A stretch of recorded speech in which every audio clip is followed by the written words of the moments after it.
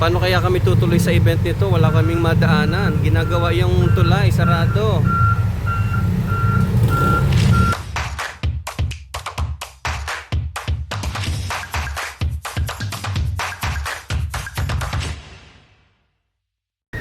Welcome sa channel guys. Samahan nyo kami sa panibagong event ngayong araw. Wedding ang event natin ngayong araw. Dito yan sa Creles Resort, Subic, Zambales. So, bago ako magtuloy, pakita ko muna yung video sa inyo paano kami nakapasok dito sa event. Dahil nga ginagawa yung tulay, nakaharang at hindi makadaan ng mga sasakyan. Panoorin nyo to.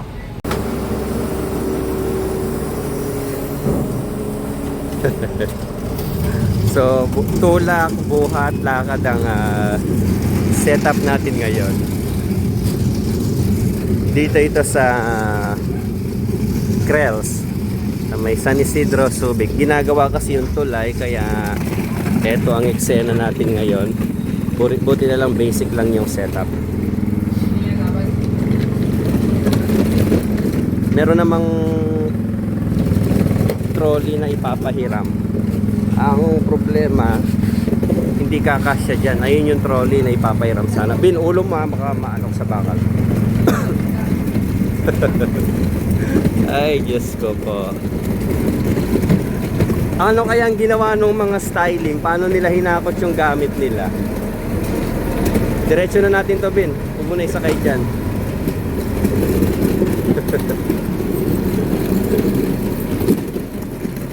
Ayan. Ganyan siya kalayo. Buti na lang maganda yung gulong nito.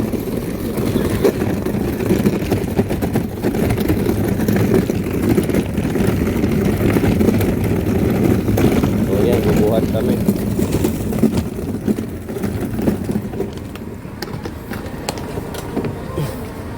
Ilain mo na doon.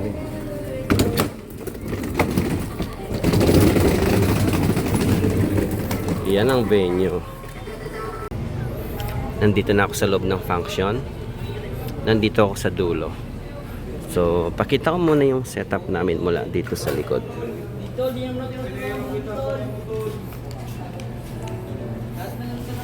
Ito yung aming entrance art. Meron lang kaming dalawang parlet dyan na Big Dipper LP015. LPC015, no? So, dapat wala mga kable dyan. Walang kable dyan. Saan ko pinadaan yung kable? Nandito yung extension namin. Ito. Hanapin natin. Ayun, no? So, yung sa kanan, naka-direct dito. Tapos may isa pang maliit na extension papunta dun.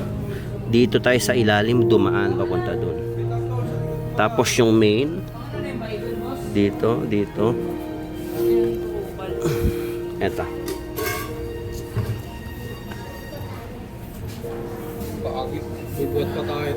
Papunta dun. Okay, so ganun ang diskarte ko pag sa mga entrance arc. Ayokong may tumatawid na kable dyan. Ang styling nito, hindi sila taga dito, dayo sila. Tingin ko taga Bataan sila. Okay? Ang request ng client is puro amber white lang. Puro warm. 315 ang speaker natin. Dahil mahirap ang maghakot, hindi na kami nag-sub kanina. So, 315 dalawa. Napakaraming outlet sa venue na to. Kaya maganda mag-setup. Huwag sanang makapiright itong bakit may tugtog. Tanggalin nyo muna yung tugtog. Ay, baba mo saglit.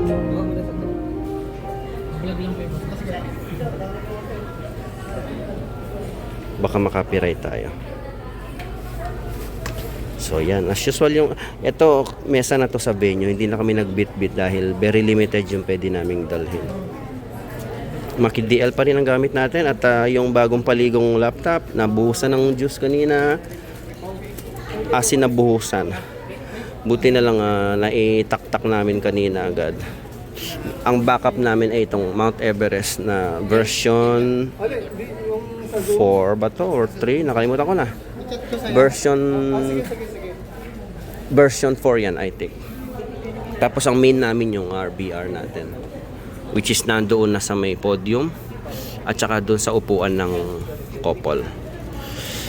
Member to ng church, so sila nang bahala sa music, may live daw. Tapos sa recording, muntik nang umuwi tayo at kumuha ng projector. Dapat dala-dala kasi natin yung projector, pero biglang naglabas ng projector yung venue. Sayang, may additional sana tayo. Show art, ang tagal nang hindi na ilabas ito. So dahil puro par-LED lang tayo, 2 amber white per side and then 2 RGB per side. Ganyan siya. May konting bungal na yung isa, yung dalawa brand new yan. So yung magkabila may bungal na. Yan, may bungal na yung isa. Pero maliwanag pa naman siya. Okay, so may mga tao na pumapasok. Dito na rin ang ceremony ng wedding na ito. I guess sila na sa music, kaya si Michael wala na masyadong playback dito. Check natin yung mic. Michael, nakabukas yung mic. Nakabukas yung oras na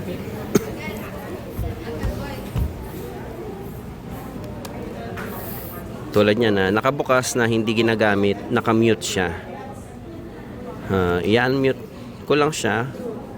Pwede ko namang pindutin or pwedeng pag binuhat mo lang siya, kusang bubukas. Okay. Lagi nyong i-check kung full charge lagi ang mga mic bago nyo iwan. Mute na lang natin siya. Minsan kasi may ibang mga user na hindi nila alam buksan. Ang tagal bago mabuksan. Kaya good thing is may auto mute siya. Ito yung sa couple.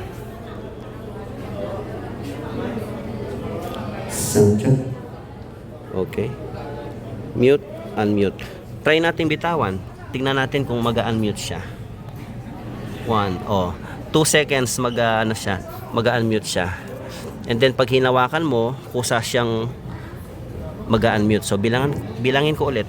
1, 2. 2 seconds nag-auto-mute siya. Magaling. Lalim nito. Nandito yung hagdan. Okay. So ayan yung laki nung venue natin. Ito mag-event. Gusto ko sanang pagandahin para makita nung venue at baka kunin nila tayong official partner. Yun nga lang, mahirap maghakot kaya limited lang. At saka basic lang naman ang kinuha. Sige, balikan ko kayo mamaya.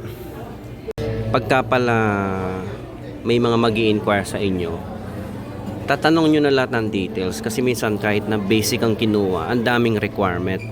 May mga ganyan na ang daming technical na requirement. Pagka ganyan may mga production sila, may naka-input na 2 laptop, meron kang isang line out pabalik pag naka-record, merong isang papunta doon sa live.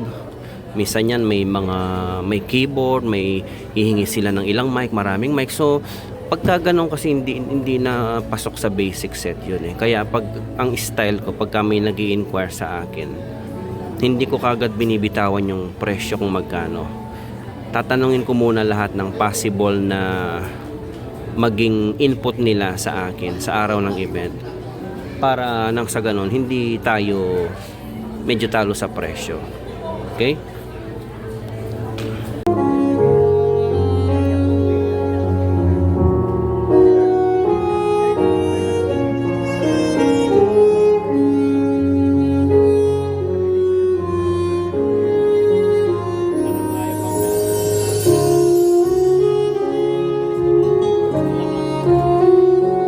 Diyos ng pag-ibig, pinagmulan ang aming lakas at buhay.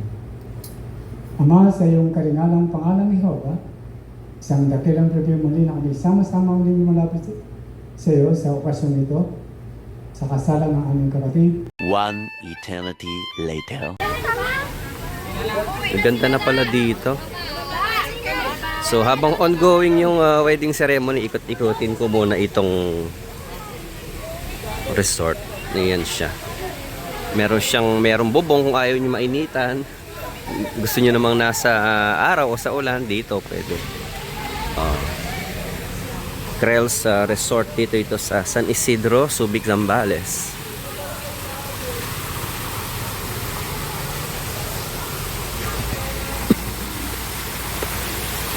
Ganda.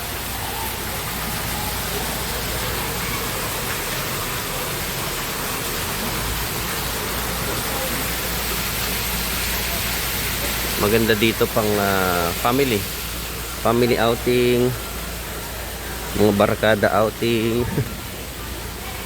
Then may mga villa sila dito, gaganda. Ganda ng paligid. May mga kubo sila na pang cottage. Oh, meron pang isang pool dito.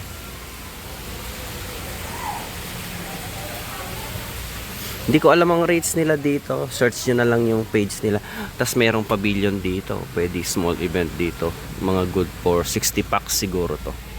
50-60 packs kasya dito. Ganda. Magandang decor lang. Mapapaganda to. Tsaka sound system syempre. May mga villas pa rin dyan. Tapos eto yung kiddie pool. Okay, ilang feet kaya to? Parang 3 feet. Ganda.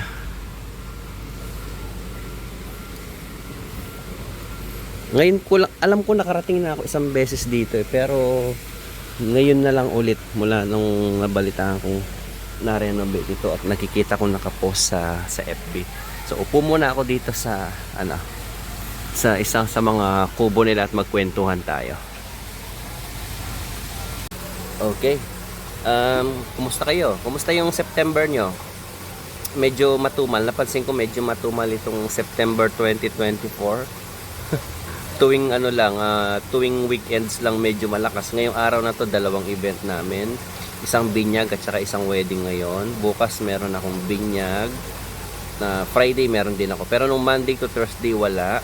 Tapos itong darating na Monday to Thursday wala na naman. May mga nag-i-inquire naman pero syempre pagka may mga nag-i-inquire hindi naman lahat yan magbubuk. Yung iba naman babalikan ka. May isa lang akong bagay na isi-share sa inyo. Parang ano na lang din to, pang motivate kasi may mga oras na may mga araw na nada-down din ako. At lalo na pagka ganitong siyempre ang bayarin natin hindi naman tumitigil ang bayarin natin. At yung kita natin pagka self-employed ka up and down yan. But ganun talaga kasama yon. Ang mahalaga ay huwag kang titigil. Humina man ang benta, huwag na wag kang titigil kasi pag huminto ka tuluyan ang mawawalan ng benta or sales. Kahit anong kumpanya man yan, mapa-product or service ang iyong binebenta. Itong mga nakaraan, may mga nakita akong mga event na dating nag-inquire sa akin. Tapos nakita ko biglang ongoing na or nairaos na tapos hindi ako yung ginawa. Pagka ganun, ano ang nararamdaman nyo? Minsan nakaka-frustrate, minsan nakakapagtampo, minsan magdaramdam ka. Pero ito yung na-realize ko at narinig ko rin sa isang life coach nung araw na pagka ang isang customer ay hindi ka kinuha or nag-inquire sa'yo, hindi bumalik din, may ibang kinuha, maaring ang ibig sabihin nun hindi ka nila afford. Makikita mo naman dun sa event, no? Yes, tama, may nakita akong isang event dito na nag-inquire sa akin. Then nung isang araw lang nakita ko na iraos na nila, iba yung kinuha. Then tinignan ko maigi yung post nila, tinignan ko yung setup, tinignan ko yung mga gamit. Sabi ko sa sarili ko, ito yung client na nag-inquire sa akin, binigyan ko ng ganitong presyo, hindi bumalik sa akin, yung pala iba yung kinuha. So sabi ko sa loob-loob ko na lang maaring hindi nila ako afford. Tinignan ko yung gamit nung kinuha nila, malayo sa mga gamit ko. At yung setup nila, kahit paano masasabi ko, may pagpamalaki ko na kahit paano maganda yung setup ko sa kanila. Kahit nasabihin mong parehong basic lang. Ang sinasabi ko lagi sa inyo, maaring pareho man kayo ng gamit or mas maganda ang gamit ng iba sa inyo, magkakatalo dyan pagdating sa execution, pagka-service ang inyong business. Okay? So that way ano ba tawag dito? Parang nawawala yung pagka-dismay ako kahit paano. So hindi lang isang beses yan, maraming beses yan na may mga nag-inquire sa akin tapos hindi sa akin napunta. So pagka ganun hindi ko na tinitignan as a negative. Huwag mong tignan as a negative kasi talagang manlulumo kapag gano'n. Lalo na kung nag-uumpisa ka pa lang. Believe me, 7 years na ako sa ganitong hanap buhay sa lights and sounds. Hindi lahat na mag-inquire sa'yo, ikaw ang kukunin. May iba na kukunin yung mas mahal, mas maganda. Siguro maaring hindi ka pasado sa kanila. So gawin mong motivation. May time naman ang kukunin nila yung alam mong mas mura ang singil sa'yo, pero ang pangit nung gawa, ang pangit nung service. So maging motivation mo pareho. Either positive siya, either positive o negative, gawin mong motivasyon sa sarili mo.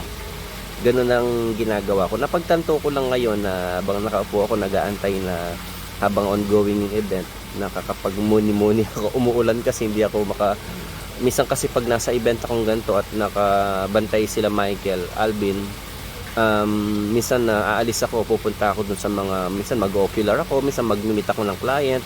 So ngayon since maulan at saka ginagawa yung tulay dito, hindi ako makalabas basta-basta, matraffic. So ang ginagawa ko, ganito na lang, muni-muni ako dito, nag-isip-isip, nagnilay at kasama din dapat doon yung planning. Ano ba yung mga future, dapat mag-future planning ka rin para doon sa mga, kung nakapag-muni-muni ka, after noon, dapat mag-plan ka. Gawa ka ng mga strategy mo. Ganun yun. So, ganun lang. Kaya sa mga baguhan na ganun ang nararamdaman nyo, nararanasan nyo, wag kayong panghihinaan ng loob. Parte yan ng proseso, parte yan ng negosyo. Kaya dapat yung ating mental ability, kaya nating i-handle yung mga ganyan. Kasi yung iba hindi nakakayanan, magbebenta ng gamit, magkukwit, lilipat sa ibang field or career. So wala na, doon na matatapos yan. Yang ika nga sabi, pag pagod ka, magpahinga ka, pero huwag kang hihinto. Tuloy-tuloy ka lang. Ganun lang siya. Ngayon maraming nagchat-chat sa akin ng mga baguhan. Actually ngayon lang, kasi ngayon lang bago ko i-record itong part ng vlog ko na to, may kausap ako. Hindi ko lang natatandaan yung pangalan kasi hindi ako matanda. Sakit ko ang kalimot talaga, pagpasensya nyo na. Kahit nakausap ko sa chat ngayon, minsan pag na-meet ko, minsan hindi ko kilala. Madalas may mga nakakasalubong ako, binabati ako, hindi ko nakikilala, hindi ko na, dala na yata ng pagtanda yun, no? Medyo dumami na nga yung puting buko, ayan, no? Kita nyo ba? Ano pa ba? So yun, sa mga nag-chat sa akin, pagka hindi ko kayo agad nare-replyan, pagpasensya nyo na, antayin nyo lang. Pero lahat yan, sasagutin ko sa abot ng aking makakaya. Meron akong kausap, itong kinukwento ko, talagang natutuwa ako, napupundar niya yung mga, sabi nga niya, halos pareho na tayo ng gamit. Kung alin mga binablog mong gamit, yun na rin ang mga binili ko. Speaker, nakabili siya ng AD915. Maganda yun yung nakita ko sa Music Manila. Yun daw ang binili niya. Siguro mas mura yata sa audio center yon, pero nung nakita ko siya sa Music Manila, nagandahan din ako. Ang ganda niya. Gusto ko magkaroon ng ganun. Dati may AD-NUX ako. Medyo hindi pasado sa akin, kaya binenta ko. At kinailangan ko rin ng pera. Pero kung hindi ko pa kinailangan ng pera, siguro yun nung time na yun, maaring hindi ko pa siya naibenta. So kung bibili ako ulit, siguro magta-try ng ibang brand. AD, yung 915 na model ang maganda. Tsaka yung line array ni AD, nung nadinig ko sa Music Manila, nagandahan ako. Napakaganda ng tunog, napakalinis ng tunog ni AD, yung line array niya. Sana, darating yung time na papunta doon. Kasi lahat naman ang meron ako ngayon, dati pangarap ko lang, dating wala, pangarap ko lang. Tirinabaho, nagtipid, nagsumikap, nabili ko. So yung mga future na pinapangarap ko, walang pupuntang iba yan, kundi makukuha ko din yan pagdating ng tamang panahon na ibibigay sa atin, kakaloob sa atin. Ganun lang yan.